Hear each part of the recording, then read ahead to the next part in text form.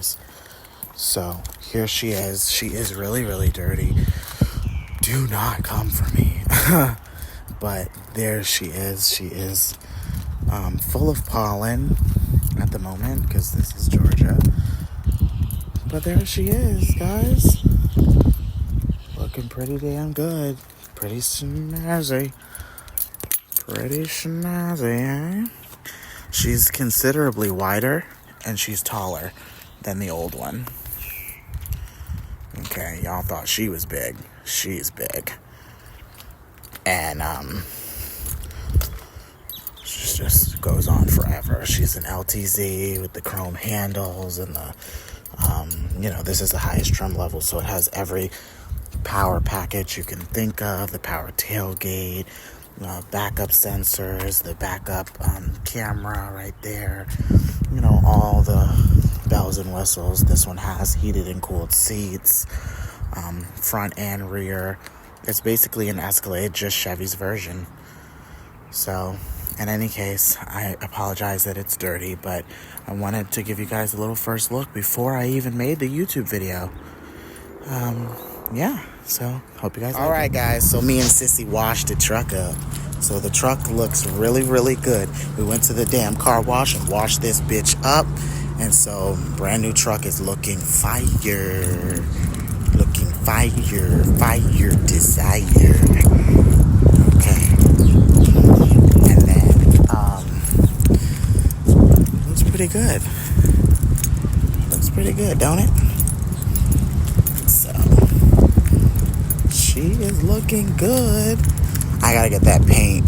Gotta get that repainted at some point, but it's not the biggest thing. And the paint is fading at the top of the door too. So just get that whole door repainted. But I plan on repainting the whole thing, and then I ordered the hubcap for that wheel.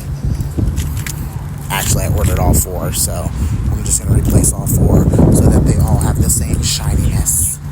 Yep. So, and we just cleaned it. Looks real good in here.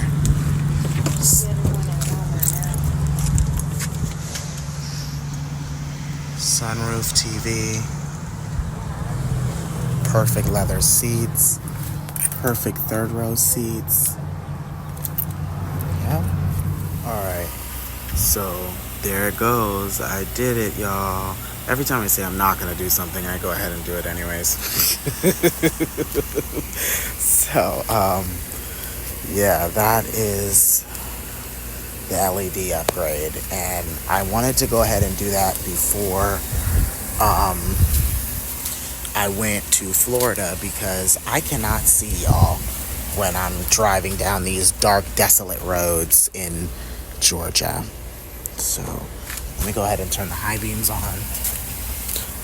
So obviously when you turn the high beams on, the fog lights go, shit, it's bright. So when you turn the high beams on, the fog lights go off. But there's a little mechanism that you buy. It's called All Lights On for Chevrolet. I'm pretty sure other manufacturers have it too, when all the lights on the front stay on and they come on at the same time. So that's high beam, low beam, and fogs.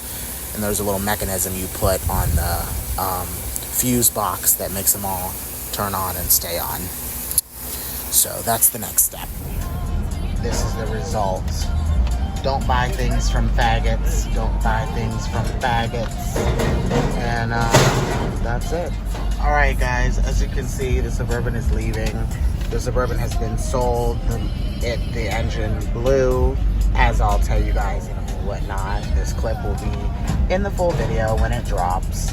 But I'm just over it. So in any case, alright guys, there it is. There is the POS leaving. Bye-bye, POS. Goodbye, POS. Piece of shit. Yep, I'm fucking over it. I wish them good luck, though. Alrighty, guys. Christian Styles back for another video. And welcome. Thank you guys for returning to the Styles Garage. So I know that a couple months back I posted the GMT versus GMT900 Suburban video that you guys loved, by the way. You guys loved it on my main channel. You guys are, you know, I post things twice, so I kind of combine the views from both channels. But anyways, so you guys loved that video that I did, and I guess I'll post this up on the main channel too. Why not? But I'm really trying to get all my car content off the main channel, so if this doesn't end up on the main channel, that's why. But so in that video, I kind of endorsed both trucks, which I probably shouldn't have done in hindsight, because I knew in my heart of hearts which one was the better one. And I knew, okay, so my thing is, I didn't want to give anybody a reason to boycott anything of GM. I just don't like it. They get enough hate, and as it is, they just have enough people that say horrible things about their products.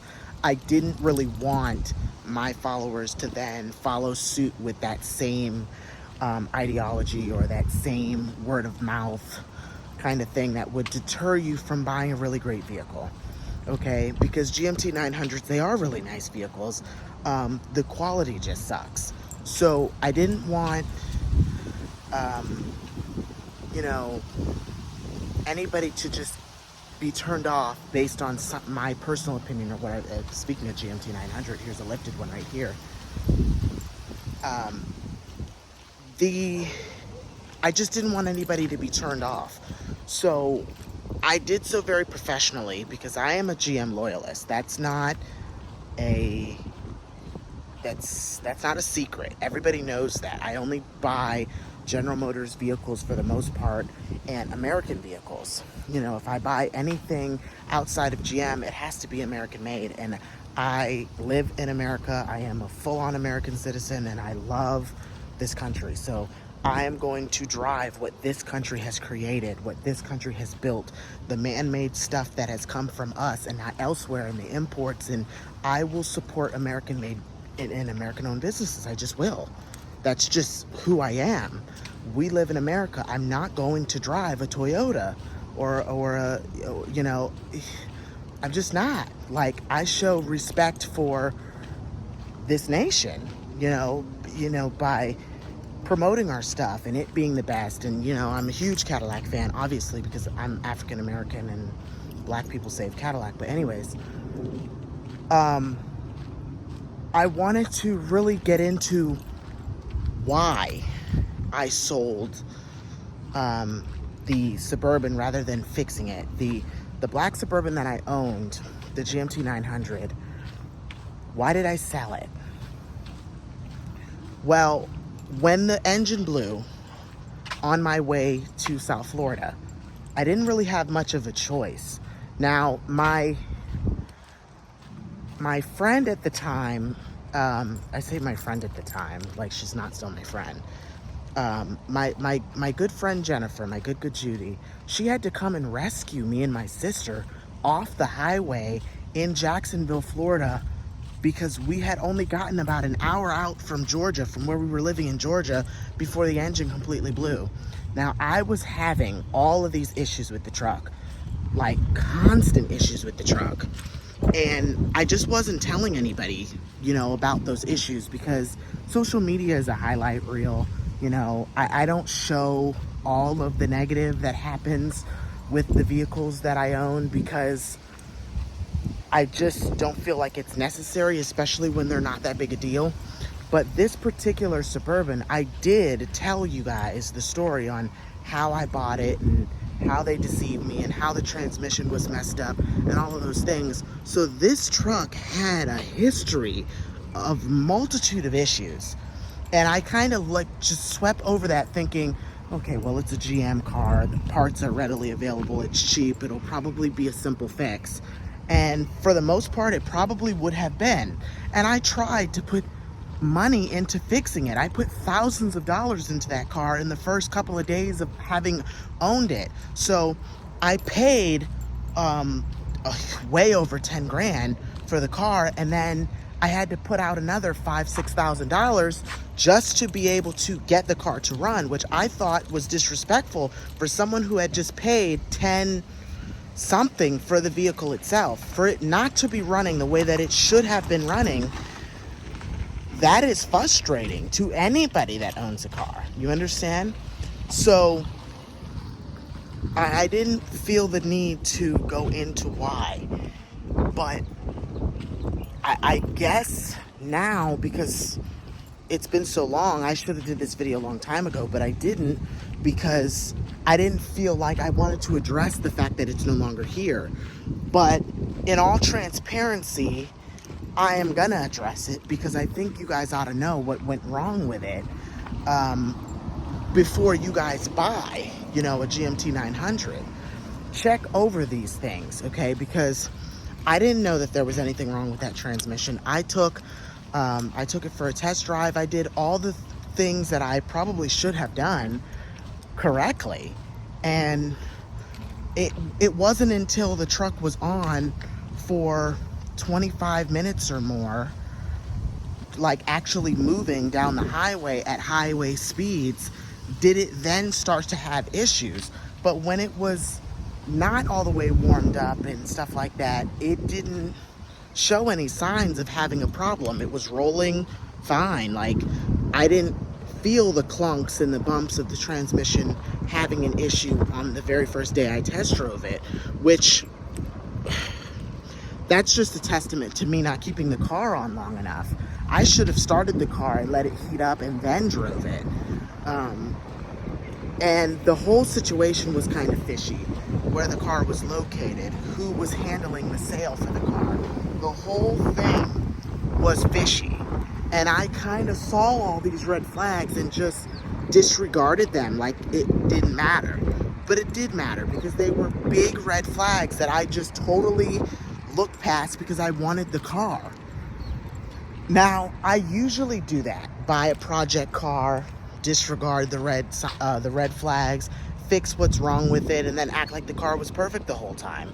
Usually. Because in the grand scheme of things, if it was fixable, is it really worth discussing damaging a company's brand and reputation? Worth discussing something that took only a couple hundred to fix? No, it doesn't. So I just don't talk about it. But I figured that, well, hey, let me go into detail and let you guys know what actually did happen, even though the battle between me and the person that I owned it or purchased it from is on YouTube. It's on both channels. That video is up for everybody to see.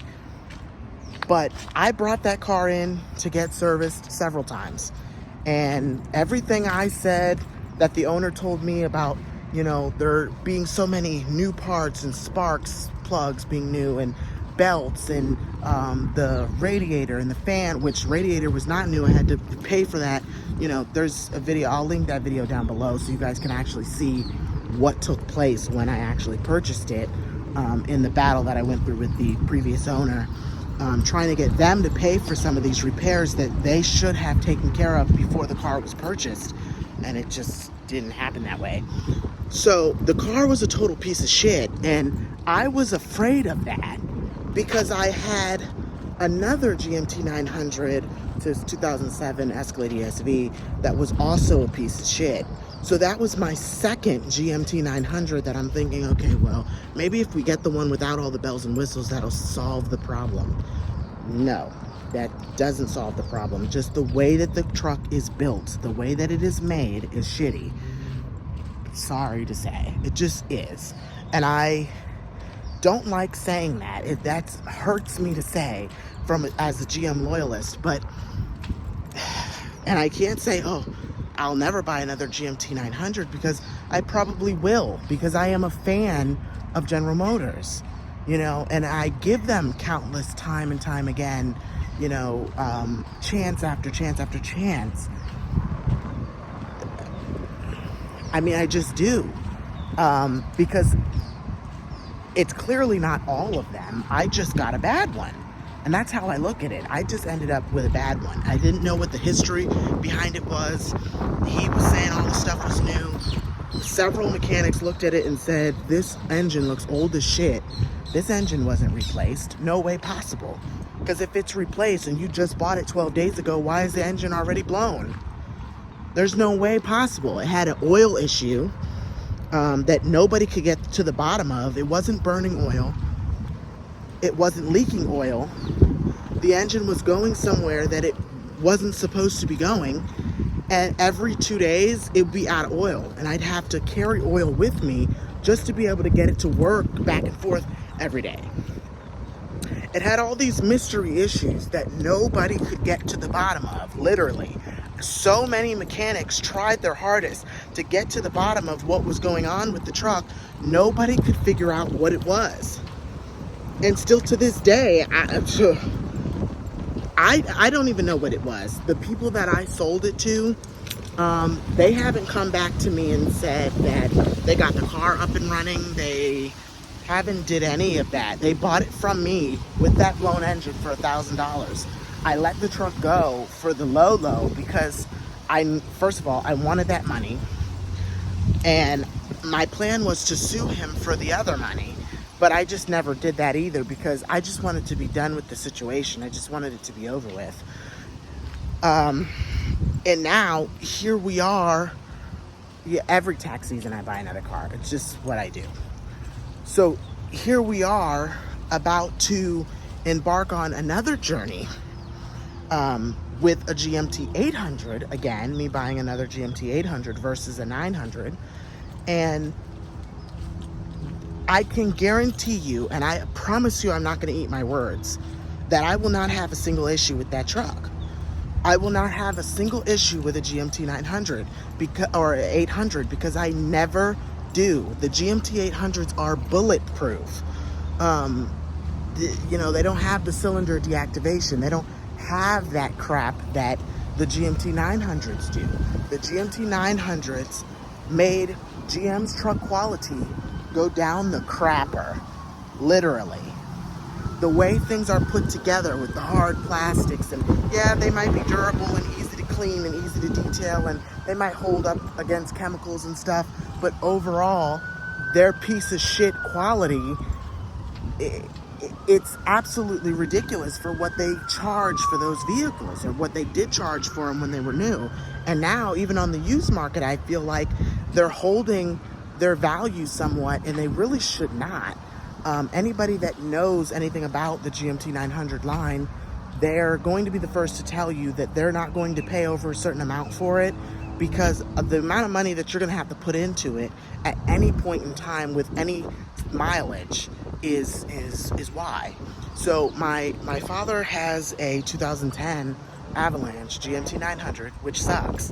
My mom has a 2014 GMC Yukon XL GMT 900 that sucks. So they back up and the steering link gets undone. Like, just the gear shifter just totally unplugs itself. Like, it has problems and weird kinks and issues. And my dad's truck is having a misfire, so he's gonna end up getting a new one because every other month it's another problem that costs more than $1,000 to fix. And he's just like, the truck ain't worth it. I'm just gonna move the fuck on, And it's a shame because I'd like to tell him to go back to, I love this fucking Lexus. This Lexus IS 250 or 350 or whatever this is, F-Sport thing. Oh my God, that's a pretty car. Okay, so if I was gonna buy outside of GM, that's what I'd buy. Anyways, so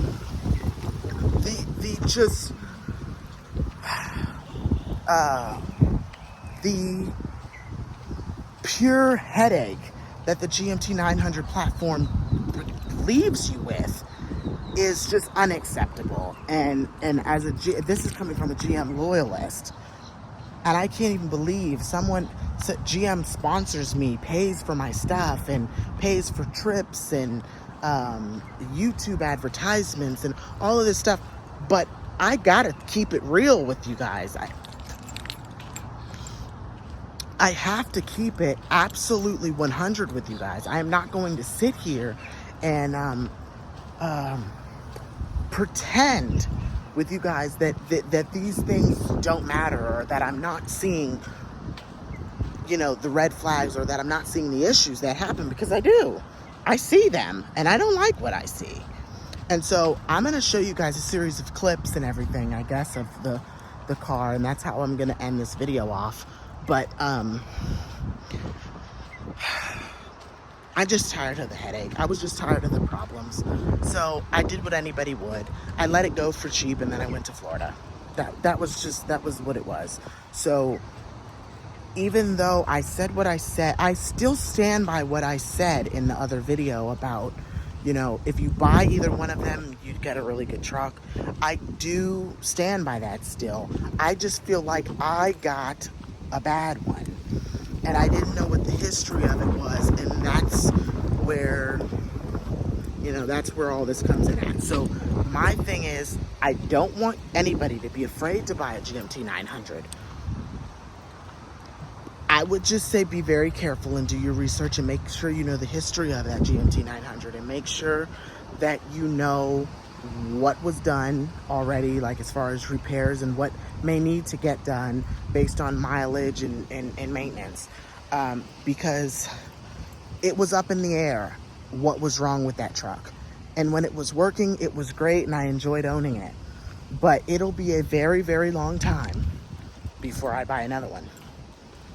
Just new cars they just went to shit. After 2006, everything went to shit. It is what it is. Like, as far as American-made vehicles, everything just went to shit. So, in GM's quality specifically, it was their bailout era. It was their bankruptcy era. And they just threw anything together and slapped it on and just said, this is what we're presenting to the world, which is a bunch of junk. And they have gotten away with pretty for so long. Their trucks look pretty. Their trucks are the best looking trucks on the road. I don't care what anybody says. They are the best looking trucks on the road. I would choose a Suburban over an Expedition. I would choose a Suburban over a Wagoneer. They are the best in any generation. I'm talking about all the generations now. I think all of them, they did right in the looks department. They always have, all of them. The GMCs, the Chevys, the Cadillacs, the Buicks. GM knows how to make a damn pretty good looking car on the outside. The interior quality is debatable, but for the most part, they can make a head turner. They can make a looker. And that's the reason why people purchase them, is because they have presence like no other vehicle on the road. When a Suburban pulls up, you're like, damn. You know, when a Tahoe pulls up, you're like, okay. You know, and that is why they sell so high. That's why they're the highest selling vehicles in America. And that's why they, you know, and you get so many different flavors. You get the Yukon. The Yukon's a different look from the Tahoes and the Suburbans of the world. And then you have the Escalade. Some people don't care for the cachet, flashy thing that the Escalade has going on. But if you didn't care for it, then it wasn't targeted towards you and your particular style. You can go a different route and get a different look. So they are very versatile as far as personality is concerned, and people that want to drive their personality. You know, Escalade is my thing. It's my dream vehicle. It's my, you know, I'm very Escalade all the way, because that's just me. It's just my personality. Anybody that knows me and my brand and that's just, I drive my personality. So, I mean, but that's basically what I came to say, guys. In all transparency, I just wanted you guys to know, A, what happened to the truck, because I did say that I couldn't wait to overhaul it, and now that won't be happening, and I probably will not buy a GMT 900 to overhaul, ever. If I buy one, it'll be way in the future, when I feel comfortable. Like the timing, the price, the everything has to be right for me to want to risk it again. Just is what it is. Or If my parents pass theirs down to me, then that's a different story. I will overhaul theirs because I know the history of it. See how that works? I know the mechanical history of what happened to those. Same thing with the old Yukon. I knew the mechanical history when it was passed down to me. It was taken care of tremendously, and it lasted a long time until the 4-car accident.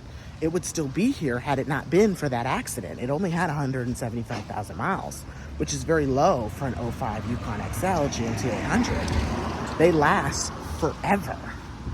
So it would most certainly still be here if it wasn't for that accident a couple years ago. So I'm just going to focus on the GMT900 platform for right now. I just am. As far as the SUVs, full-size SUVs and trucks are concerned, I will be getting GMT900s until they're clapped out. Then we'll start rolling into the DeVilles and the XTS and, all the ones that, DTS. It's so funny that I said that right as one was going by, the DTS, and stuff like that. I will be focusing on those, and then we'll go from there, guys.